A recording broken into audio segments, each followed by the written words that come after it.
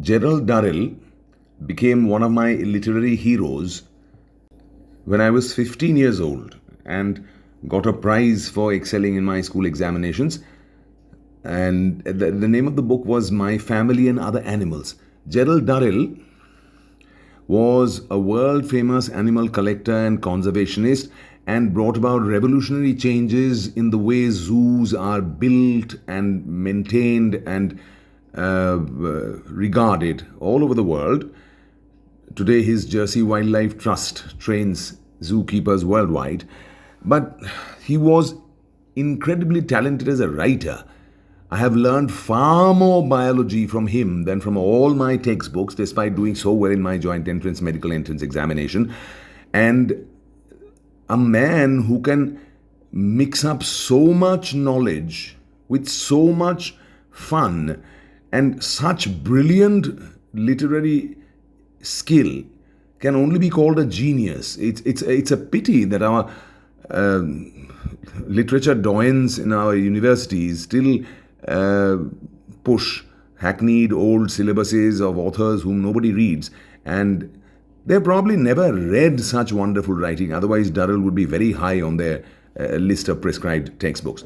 Now, that book, My Family and Other Animals, became an instant classic and launched Gerald Durrell on the road to fame and brought him a lot of money, which he used for his pet projects all his life. My Family and Other Animals was followed by a lot of other highly successful books, but this book remains the best of all of them. I am going to read out only one passage, one chapter from that book, and this describes his childhood spent on the Greek island of Corfu, sun-bathed and surrounded by ocean, and what kind of an extraordinary childhood he enjoyed. Some of you might wonder that such lives can be lived in the same world, in this same milieu. This particular chapter is titled The Pageant of Fireflies. Spring merged slowly into the long, hot, sun-sharp days of summer, sung in by cicadas, shrill and excited, making the island vibrate with their cries. In the fields, the maize was starting to fill out, the silken tassels turning from brown to butter blonde. When you tore off the wrapping of leaves and bit into the rows of pearly seeds, the juice would spurt into your mouth like milk. On the vines, the grapes hung in tiny clusters, freckled and warm. The olives seemed weighed down under the weight of their fruit, smooth drops of green jade among which the choirs of cicadas zithered. In the orange groves, among the dark and shiny leaves, the fruit was starting to glow redly like a blush spreading up the green-pitted skins. Upon the hills, among the dark cypress and the heather, shoals of butterflies danced and twisted like wind-blown confetti, pausing now and then on a leaf to lay a salvo of eggs. The grasshoppers and locusts whirred like clockwork under my feet and flew drunkenly across the heather, their wings shining in the sun. Among the myrtles, the mantids moved lightly, carefully, swaying slightly, the quintessence of evil. They were lank and green with chinless faces and monstrous globular eyes, frosty gold with an expression of intense, predatory madness in them. The crooked arms with their fringes of sharp teeth would be raised in mock supplication to the insect world, so humble, so fervent, trembling slightly when a butterfly flew too close. Towards evening, when it grew cooler, the cicadas stopped singing, their place being taken by the green tree frogs, glued damply to the lemon tree leaves down by the well. With bulging eyes staring as though hypnotized, their backs as shiny as the leaves they sat amongst, they swelled out their vocal sacs and croaked harshly, and with such violence that they seemed in danger of splitting their damp bodies with the effort. When the sun sank, there was a brief apple-green twilight which faded and became mauve, and the air cooled and took on the scents of evening. The toads appeared, putty-coloured with strange map-like blotches of bottle green on their skins. They hopped furtively among the long grass clumps in the olive groves, where the crane fly's unsteady flight seemed to cover the ground with a drifting curtain of gauze. They sat there blinking and then would suddenly snap at a passing crane fly. Sitting back, looking a trifle embarrassed, they stuffed the trailing ends of wing and leg into their great mouths with the aid of their thumbs. Above them, on the crumbling walls of the sunken garden, the little black scorpions walked solemnly, hand in hand, among the plump mounds of green moss and the groves of tiny toadstools. The sea was smooth, warm, and as dark as black velvet, not a ripple disturbing the surface. The distant coastline of Albania was dimly outlined by a faint reddish glow in the sky. Gradually, minute by minute, this glow deepened and grew brighter, spreading across the sky. Then suddenly the moon, enormous wine red, edged herself over the fretted battlement of mountains and threw a straight blood-red path across the dark sea. The owls appeared now, drifting from tree to tree as silently as flakes of soot, hooting in astonishment as the moon rose higher and higher, turning to pink, then gold, and finally riding in a nest of stars like a silver bubble. With the summer came Peter to tutor me, a tall, handsome young man fresh from Oxford with decided ideas on education, which I found rather trying to begin with. But gradually the atmosphere of the island worked its way insidiously under his skin, and he relaxed and became quite human. At first the lessons were painful to an extreme, interminable wrestling with fractions and percentages, geological strata and warm currents, nouns, verbs and adverbs. But as the sunshine worked its magic on Peter, the fractions and percentages no longer seemed to him an overwhelmingly important part of life, and they were gradually pushed more and more into the background. He discovered that the intricacies of geological strata and the effects of warm currents could be explained much more easily while swimming along the coast, while the simplest way of teaching me English was to allow me to write something each day, which he would then correct. He had suggested a diary, but I was against this, pointing out that I already had kept one on nature, in which was recorded everything of interest that happened each day. If I were to keep another diary, what was I to put in it? Peter could find no answer to this argument. I suggested that I might try something a little more ambitious and interesting than a diary. Diffidently, I suggested I write a book, and Peter, somewhat startled, but not being able to think of any reason why I should not write a book, agreed. So every morning I spent a happy hour or so adding another chapter to my epic, a stirring tale which involved a voyage round the world with the family, during which we captured every conceivable kind of fauna in the most unlikely traps. I modelled my style on the boy's own paper, and so each chapter ended on a thrilling note, with mother being attacked by a jaguar or Larry struggling in the coils of an enormous python. Sometimes these climaxes were so complicated and fraught with danger that I had great difficulty in extricating the family intact on the following day. While I was at work on my masterpiece, breathing heavily, tongue protruding, breaking off for discussions with Roger was the dog, on the finer points of the plot, Peter and Margot would take a stroll in the sunken garden to look at the flowers. To my surprise, they had both suddenly become very botanically minded. In this way, the mornings passed very pleasantly for all concerned. Occasionally in the early days, Peter suffered from sudden spasms of conscience. My epic would be relegated to a drawer, and we would pore over mathematical problems.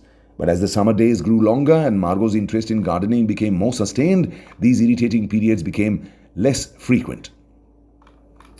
Now, I'll skip over a little bit because there are things that some of you may not be interested in. Then he starts talking of a bat. My efforts to secure another bat were unsuccessful. Armed with a long bamboo, I waited for hours in the moon-splashed corridors between the olive trees, but the bats flickered past like quicksilver and vanished before I could use my weapon. But while waiting in vain for a chance to hit a bat, I saw a number of other night creatures which I would not otherwise have seen.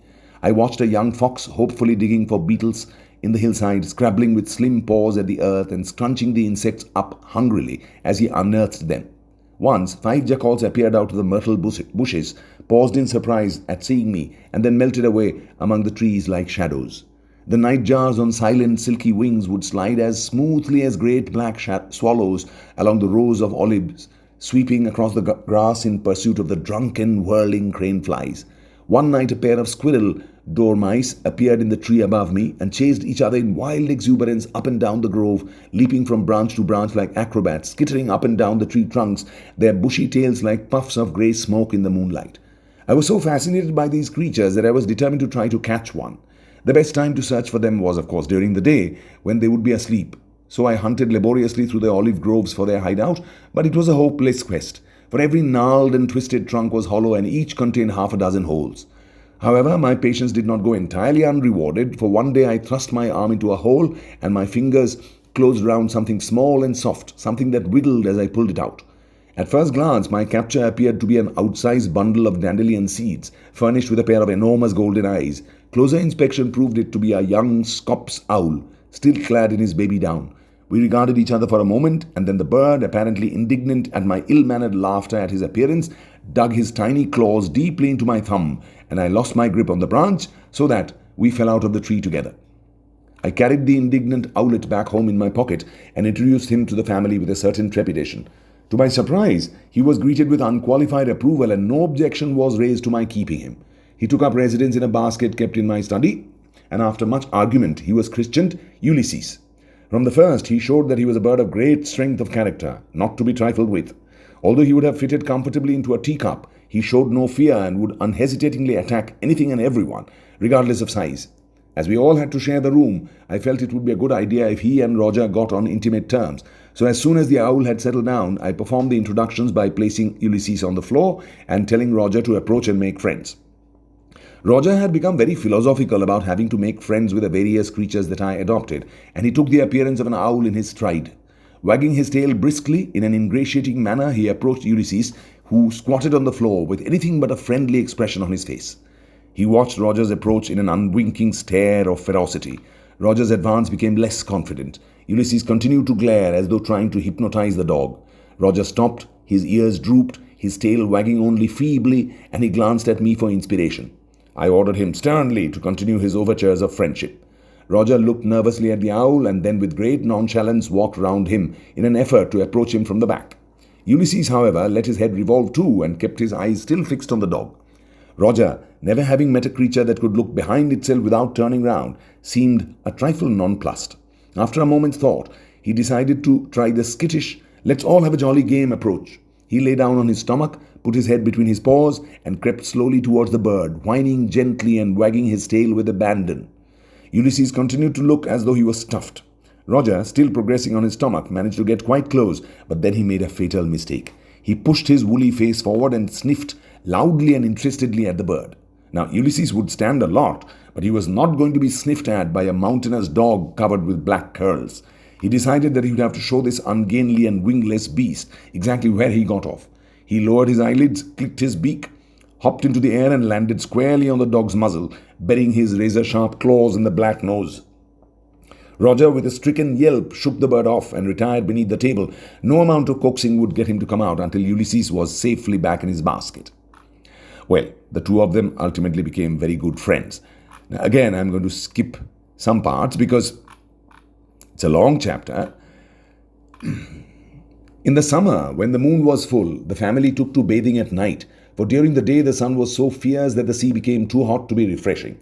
As soon as the moon had risen, we would make our way down through the trees to the creaking wooden jetty and clamber into the sea cow that was their little boat.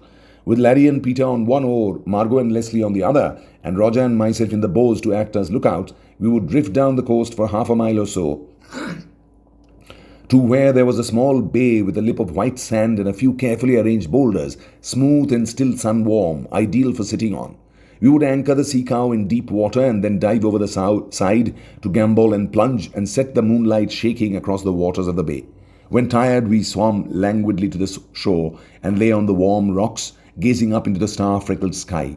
Generally, after half an hour or so, I would get bored with the conversation and slip back into the water and swim slowly out across the bay to lie on my back, cushioned by the warm sea, gazing up at the moon. One night, while I was thus occupied, I discovered that our bay was used by other creatures as well. Lying spread-eagled in the silky water, gazing into the sky, only moving my hands and feet slightly to keep afloat, I was looking at the Milky Way stretched like a chiffon scarf across the sky and wondering how many stars it contained. I could hear the voices of the others laughing and talking on the beach, echoing over the water, and by lifting my head I could see their position on the shore by the pulsing lights of their cigarettes. Drifting there, relaxed and dreamy, I was suddenly startled to hear, quite close to me, a clop and gurgle of water, followed by a long, deep sigh, and a series of gentle ripples rocked me up and down. Hastily I righted myself and trod water, looking to see how far from the beach I had drifted. To my alarm, I found that I was some considerable distance not only from the shore, but from the sea cow as well, and I was not at all sure what sort of creature was swimming around in the dark waters beneath me.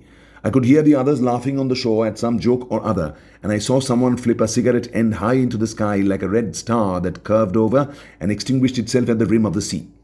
I was feeling more and more uncomfortable, and I was just about to call for assistance when some 20 feet away from me the sea seemed to part with a gentle swish and gurgle, and a gleaming back appeared, gave a deep, satisfied sigh, and sank below the surface again. I had hardly time to recognize it as a porpoise before I found I was right in the midst of them. They rose all around me, sighing luxuriously, their black backs shining as they humped in the moonlight.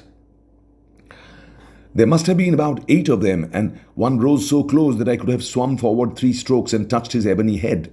Heaving and sighing heavily, they played across the bay, and I swam with them, watching fascinated as they rose to the surface, crumpling the water, breathed heavily, and then dived beneath the surface again, leaving only an expanding hoop of foam to mark the spot.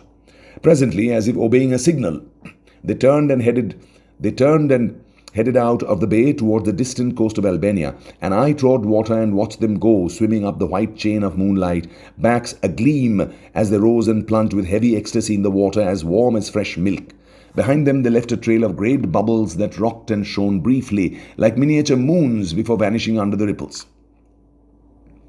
For some time, Mother had greatly envied us our swimming, both in the daytime and at night, but as she pointed out when we suggested she join us, she was far too old for that sort of thing. Eventually, however, under constant pressure from us, Mother paid a visit into town and returned to the villa, coyly bearing a mysterious parcel. Opening this, she astonished us all by holding up an extraordinary shapeless garment of black cloth, covered from top to bottom with hundreds of frills and pleats and tucks. "Well, what do you think of it?" Mother asked. We stared at the odd garment and wondered what it was for.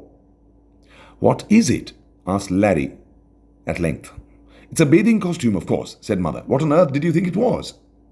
"It looks to me like a badly skinned whale," said Larry, peering at it closely. "You can't possibly wear that, Mother," said Margot, horrified. "Why, it looks as though it was made in 1920. "What are all those frills and things for?" asked Larry with interest. "Decoration, of course," said Mother indignantly.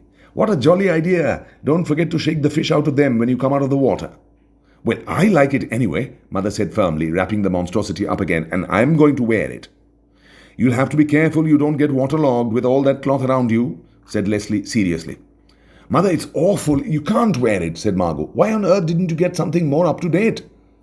"When you get to my age, dear, you can't go around in a 2-piece bathing suit. You don't have the figure for it."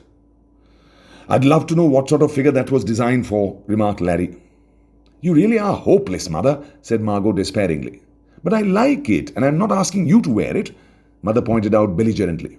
"That's right, you do what you want to do," agreed Larry. "Don't be put off. It'll probably suit you very well if you can grow another 3 or 4 legs to go with it." Mother snorted indignantly and swept upstairs to try on her costume. Presently she called to us to come and see the effect, and we all trooped up to the bedroom. Roger was the first to enter, and on being greeted by this strange apparition clad in its voluminous black costume, rippling with frills, he retreated hurriedly through the door, backwards, barking ferociously. It was some time before we could persuade him that it really was Mother, and even then he kept giving her vaguely uncertain looks from the corner of his eye. However, in spite of all opposition, Mother stuck to her tent-like bathing suit, and in the end we gave up. In order to celebrate her first entry into the sea, we decided to have a moonlight picnic down at the bay, and sent an invitation to Theodore, who was the only stranger that Mother would tolerate on such a great occasion. The day for the great immersion arrived, food and wine were prepared, the boat was cleaned out and filled with cushions, and everything was ready when Theodore turned up. On hearing that we had planned a moonlight picnic and swim, he reminded us that on that particular night there was no moon. Everyone blamed everyone else for not having checked on the moon's progress, and the argument went on until dusk. Eventually we decided that we would go on with the picnic in spite of everything, since all the arrangements were made, so we staggered down to the boat, loaded down with food, wine, towels and cigarettes, and set off down the coast. Theodore and I sat in the bows as lookouts with the rest, while the rest took it in turns to row while Mother steered. To begin with, her eyes not having become accustomed to the dark, Mother skillfully steered us in a tight circle so that after 10 minutes strenuous rowing, the jetty suddenly loomed up and we ran into it with a splintering crash. Unnerved by this, Mother went to the opposite extreme and steered out to sea, and we would eventually have made a landfall somewhere on the Albanian coastline if Leslie had not noticed in time. After this, Margot took over the steering, and she did it quite well, except that she would, in a crisis, get flurried and forget that to turn right one had to put the tiller over to the left. The result was that we had to spend 10 minutes straining and tugging at the boat, which Margot in her excitement steered onto instead of away from a rock. Taken all round, it was an auspicious start to Mother's first bath. Eventually, we reached the bay, spread out the rugs on the sand, arranged the food, placed the battalion of wine bottles in a row in the shallows to keep cool, and the great moment had arrived. Amid much cheering, Mother removed her housecoat and stood revealed in all her glory, clad in the bathing costume, which made her look, as Larry pointed out, like a sort of marine Albert Memorial. Roger behaved very well until he saw Mother wade into shallow water in a slow and dignified manner. He then got terribly excited. He seemed to be under the impression that the bathing costume was some sort of sea monster that had enveloped Mother and was now about to carry her out to sea. Barking wildly, he flung himself to the rescue, grabbed one of the frills dangling so plentifully round the edge of the costume, and tugged with all his strength in order to pull Mother back to safety. Mother, who had just remarked that she thought the water a little cold, suddenly found herself being pulled backwards. With a squeak of dismay, she lost her footing and sat down heavily in 2 feet of water, while Roger tugged so hard that a large section of the frill gave way. Elated by the fact that the enemy appeared to be disintegrating, Roger, growling encouragement to Mother, set to work to remove the rest of the offending monster from her person. We wreathed on the sand, helpless with laughter, while Mother sat gasping in the shallows, making desperate attempts to regain her feet, beat Roger off, and retain at least a portion of her costume. Unfortunately, owing to the extreme thickness of the material from which the costume was constructed, the air was trapped inside. The effect of the water made it inflate like a balloon, and trying to keep this airship of frills and tucks under control added to Mother's difficulties. In the end, it was Theodore who shooed Roger away and helped Mother to her feet. Eventually, after we had partaken of a glass of wine to celebrate and recover from what Larry referred to as Perseus's rescue of Andromeda, we went in to swim, and Mother sat discreetly in the shallows while Roger crouched nearby, growling ominously at the costume as it bulged and fluttered round Mother's waist. The phosphorescence was particularly good that night. By plunging your hand into the water and dragging it along, you could draw a wide golden green ribbon of cold fire across the sea, and when you dived as you hit the surface, it seemed as though you had plunged into a frosty furnace of glinting light. When we were tired, we waded out of the sea, the water running off our bodies, so that we seemed to be on fire, and lay on the sand to eat. Then, as the wine was opened at the end of the meal, as if by arrangement, a few fireflies appeared in the olives behind us, a sort of overture to the show. First of all, there were just 2 or 3 green specks sliding smoothly through the trees, winking regularly. But gradually more and more appeared until parts of the olive grove were lit with a weird green glow. Never had we seen so many fireflies congregated in one spot. They flicked through the trees in swarms, they crawled on the grass, the bushes and the olive trunks, they drifted in swarms over our heads and landed on the rugs like green embers. Glittering streams of them flew out over the bay, swirling over the water, and then right on cue, the porpoises appeared, swimming in line into the bay, rocking rhythmically through the water, their backs as if painted with phosphorus. In the center of the bay, they swam around, diving and rolling, occasionally leaping high in the air and falling back into a conflagration of light.